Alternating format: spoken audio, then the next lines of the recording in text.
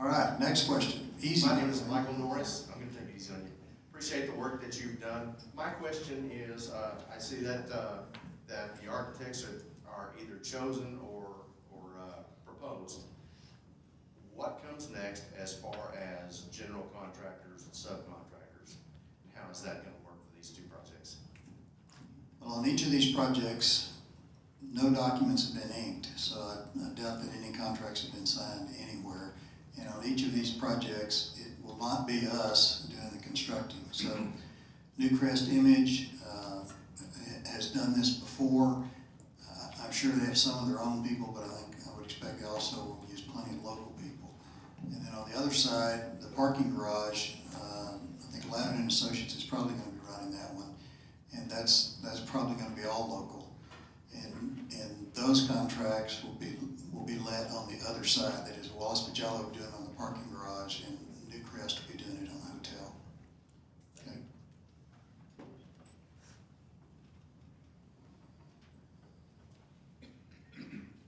My name is Alan Feingold.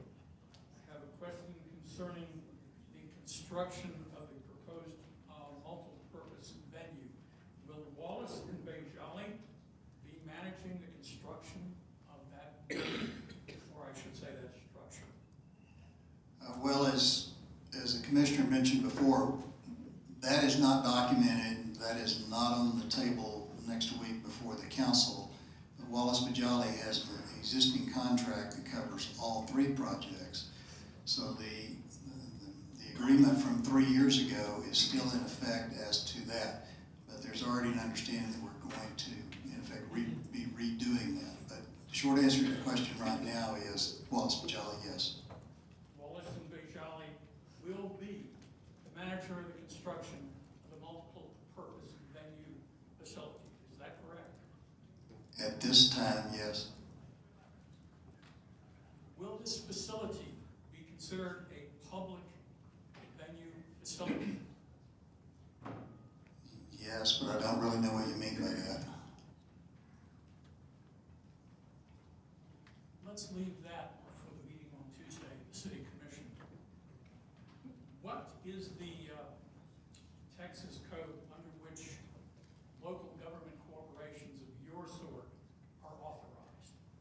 Particularly, under what part of Texas code is the Amarillo Local Government Corporation authorized? If you'll contact the city attorney's office, he'll give that to you. Well, would that be the transportation code? Texas Transportation Code, Number chapter 431? Well, let me answer the question. Texas Transportation Code, Chapter 431, Subchapter D. There's more than one kind of LGC in that statute, and ours is a Subchapter D. Okay, and the subchapter D is the transportation code, is that correct? Could you tell me whether the multiple purpose venue facility is a form of transportation or an adjunct to a form of transportation? That's why you've got to look at the subchapters carefully, Alan. It's not required to be for this type of project. There's two different types of LGCs in that chapter. And so this is the one that is not restricted to transportation projects. Really, the one that is the 431D is not restricted to transportation projects? Well, perhaps we'll have to take that up as well. There's just one more question I have. There is a section 431.110 that I would bet Mr. Norris is familiar with. Are you? I don't have it in front of me. On which section is it? It says competitive bidding exception. Okay, would the competitive bidding exception apply to the multiple purpose venue? It applies to the local government corporation in all of their projects. So we have the competitive bidding exception applying to all of these projects, including the proposed ballpark. Thank you. Thank you. Next question.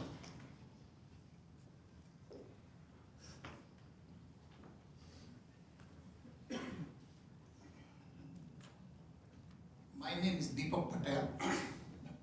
First, thanks City of Amarillo. I mean, last 24 years in Amarillo. Great city, great people, great all these past managers to current managers. I have a question about the new hotels is fine. Any impact study, what happened other hotels? Last almost 50 or 60 new hotels in Amarillo, they pay the property tax, regular baseline. Now, these hotels come, and what is the impact to other hotels? You have any impact latest study? Great question. Think about this for a moment.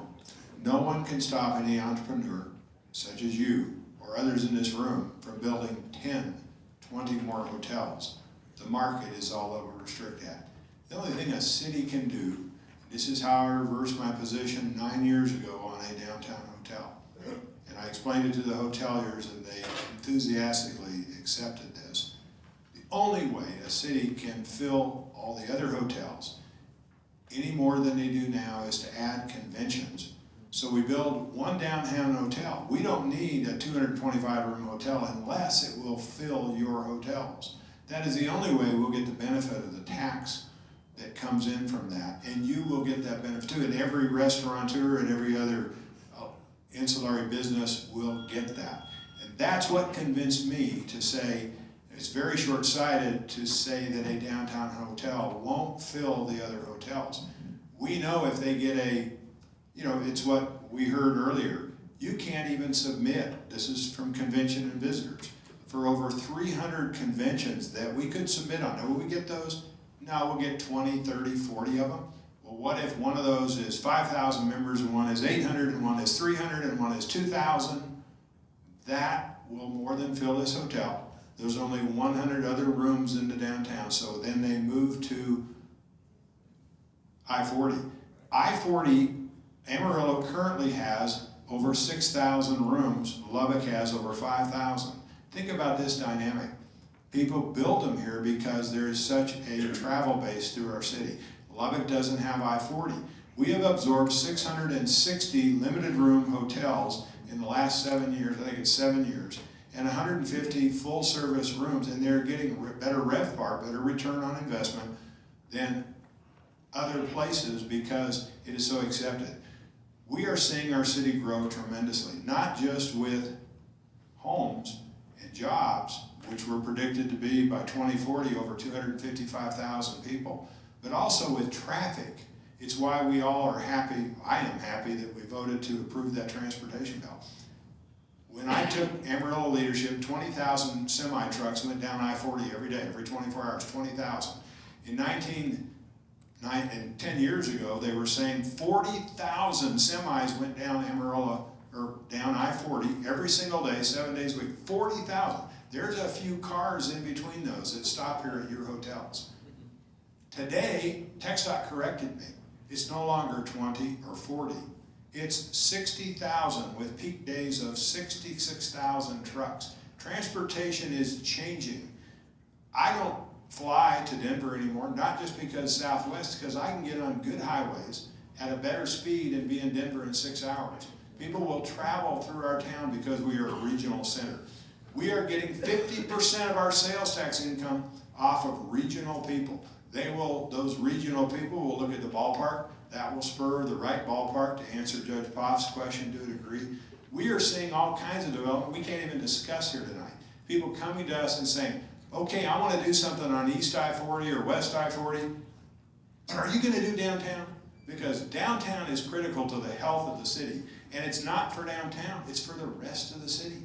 Nobody lives downtown now. It's for the rest of the city. It's so we stay off the backs of homeowners with taxes. So we will address that. And the only way we can fill your hotels, Deepak, which we desperately want to do, because it increases our sales tax revenue and hot tax revenue, is to get conventions here and fill your hotels. This hotel will be full. So CVC have a hard, next couple of years, hard work. They do have. Yeah. And I'm darn glad this guy's going to do it. Request. Well, are you, as a hotelier and the other hotels that are here, I'm very impressed with the transformation of the CVC lately. How about you? It's incredible, isn't it? Now, this is out of subject, but you more focus on I-40 versus Lubbock, right? So what can we do for I-40? Nothing. hundred of travelers pass through, stay in hotels, go to the restaurant, just like Olive Gardens, corner of the Western.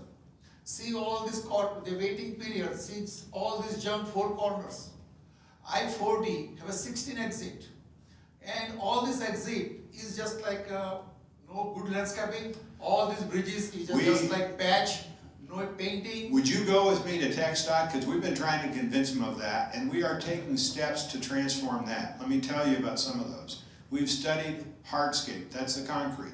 We've just made a decision about improving the hardscape on those 3 overpasses I talked about. That will begin a theme that will carry around the loop as that's expanded.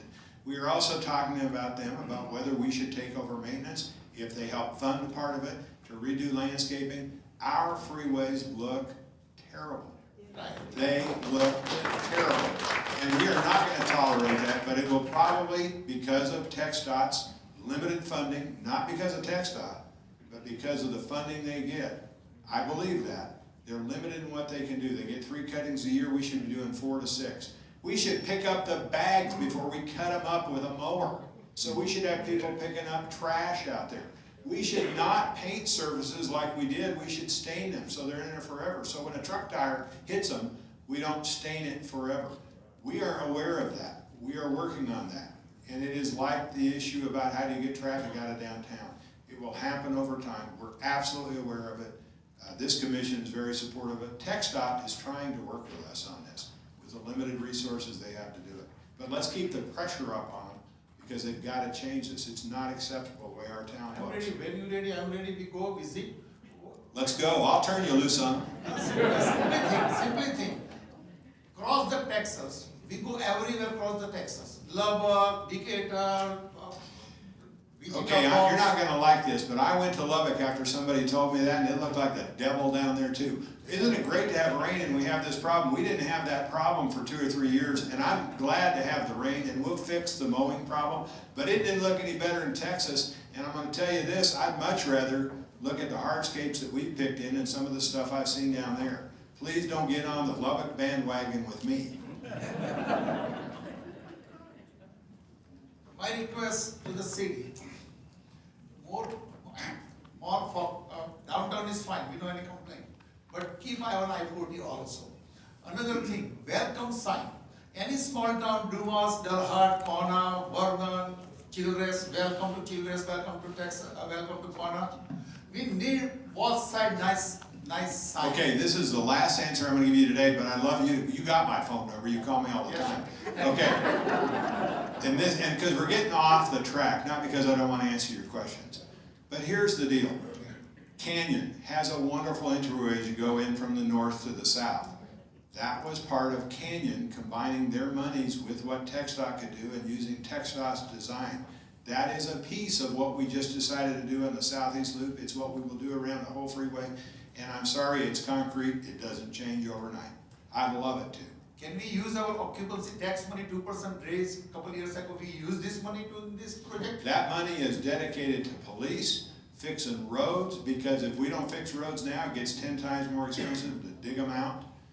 And so, no, we would have to raise taxes to do anything else. Yet we are looking at what does it cost to redo the landscaping. They say they'll look at it one time. Deepak, if you don't mind, so we can stay on subject tonight, Okay. would you call me and we'll discuss Yes, sir. it? Because I may take you down to TxDOT tomorrow. Thank you. What time?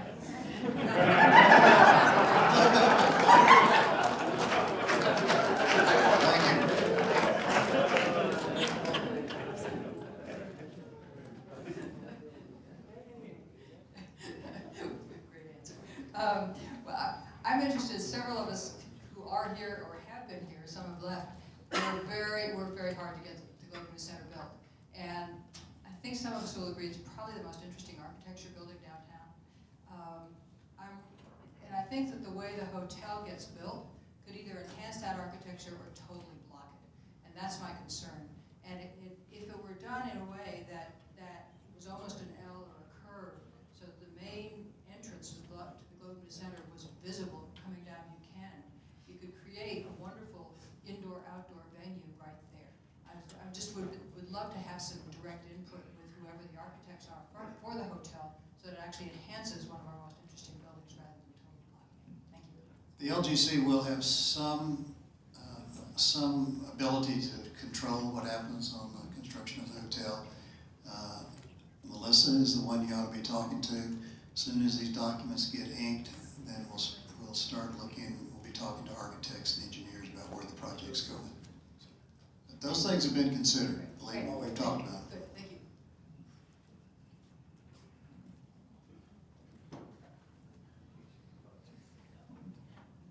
Good evening. Quick question. Today, how much tax dollars have been paid to Wallace Bajali? I think the approximate answer to that is $1 million. Okay. And you made reference earlier about voters will have a say. So my question is, will the voters actually get to vote on any of these projects with taxpayer dollars? Being a political question, I'd like to try and answer that. From the very beginning, we said we would not raise taxes to do these 3 projects. And so we are using some tax money, but we have not raised taxes a penny to do these projects.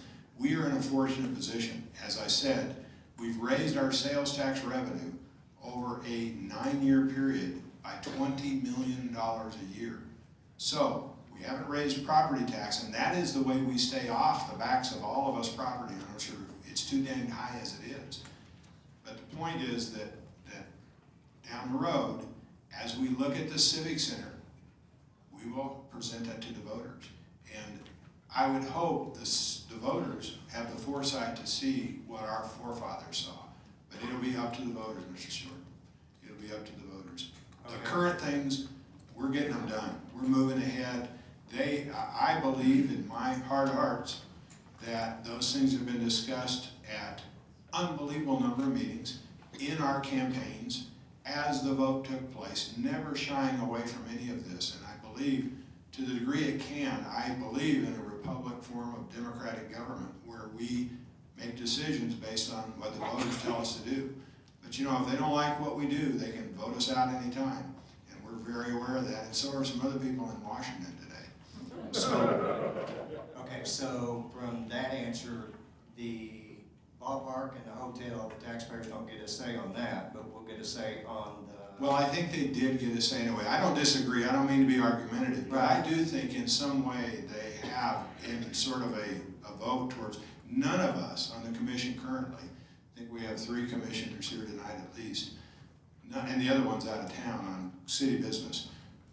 We all said this is the direction we want to go. And it was by the direction of citizens through these groups we referred to. And we're very proud of what they have produced and we have endorsed and we continue with. And I would defend that, and I'm saying it so you can challenge it, but I also would tell you that I think going further, we have to get the backing of the city to do that, because it will take a tax increase to do those things. And here's the choice. Do we invest in a tax increase that will produce more potential revenue through sales tax, which is capped, but people come and spend more money? 2 cents is all the city gets out of every dollar spent. The city gets. The rest goes to the state. So we are getting $52 million, half of which comes from people that don't live inside of our city limits. What a wonderful situation. We don't have many places in the entire United States, and certainly not in Texas, where the regional economy supports us as well.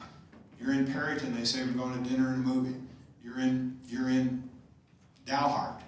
You're down in Tulia, they have a choice there. But north, they want to come here. We want more people to come here and have the things that they want to do when they get here. So, but the citizens will have to decide that.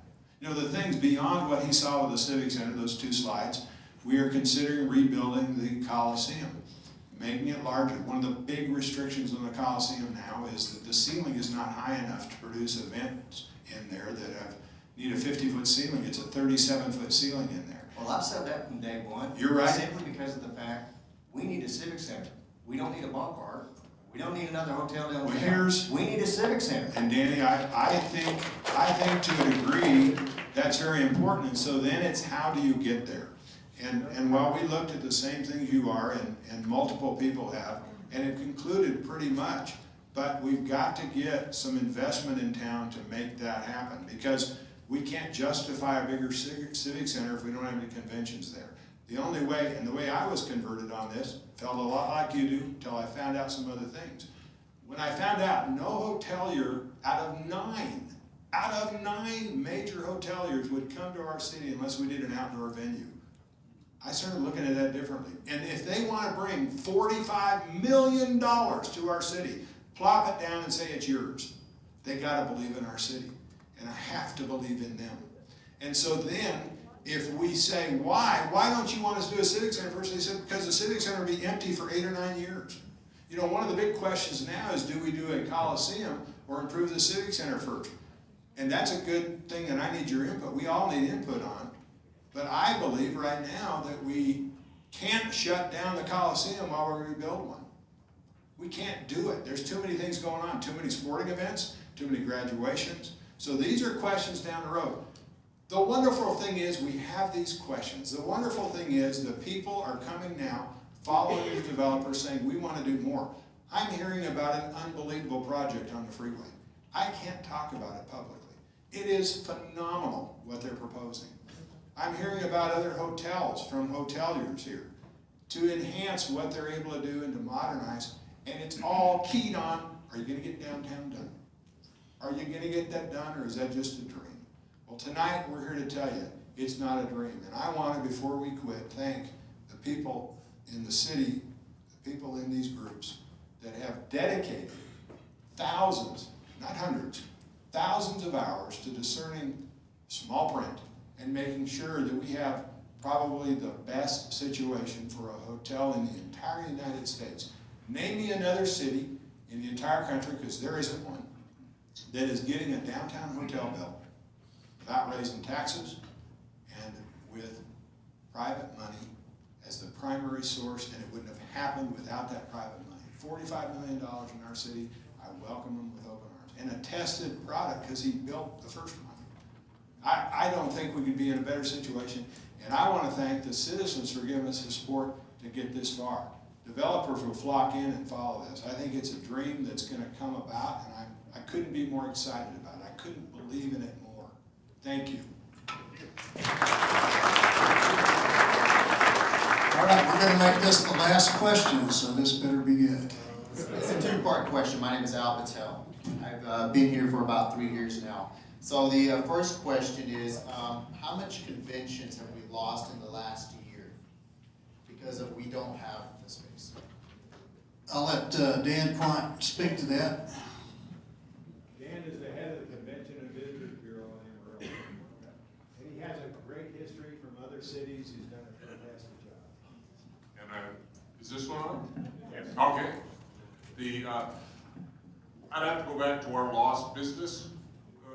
To be honest, we quit even bidding on some of the events because that, as was brought up before, they would say, well, do you have a downtown headquarters hotel?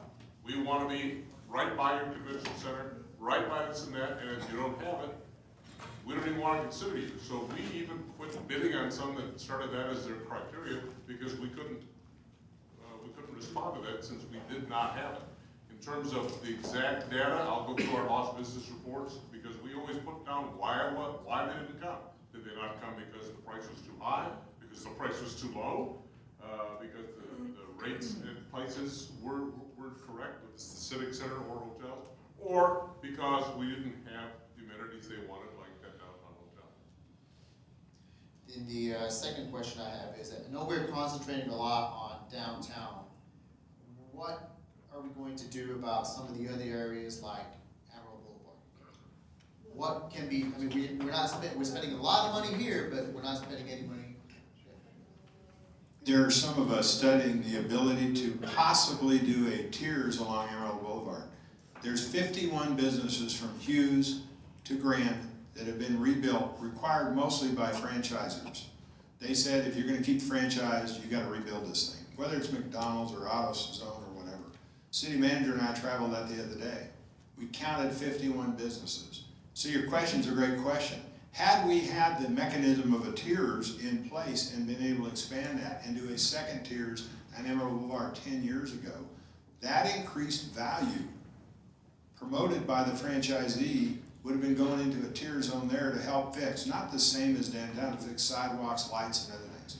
We have the community's backing in that portion of the city now. We're looking at this, but studies have to be done. just like the last tiers, we forget that. Taxing entities have to buy into it. Attorney General has to give approval. Restrictions are there. Absolutely, we cannot forget the other parts of town, but I like to describe downtown as the center of the donut. If the areas, like in other cities we visit, whether it be Grand Junction, Colorado I visited, or Fort Worth, or Oklahoma City, any of those cities, if you look at the areas around downtown, what's transformed as they've grown? I grew up near downtown Denver. What's happened in the related areas? My wife and I celebrated a 40th anniversary a couple months ago and went to the Skirvin in downtown Oklahoma City. The citizens voted on 14 projects. $292 million of tax expenditure on 14 projects that would be finished as they gathered the money. They have a different mechanism. And from that $292 million investment, there's been $315 billion of private investment. In our city today, with the little work we've done, we've already had $50 million of private investment in our downtown that would have never taken place had we not started a while ago. So your answer is, yes, it's right. And yes, it should be done, but it does take time. It takes commitment of the people there. We have to show the ability to grow it, and we'd love to talk to you more about it. It's a different subject, but it's the growth of the whole town that we're interested in. We're not interested in downtown being the only part to grow. That won't fix our taxes. That won't take care of us keeping our taxes low. It's the entire city has to be healthy, and that's what we're concerned with. We'd love to have input about that.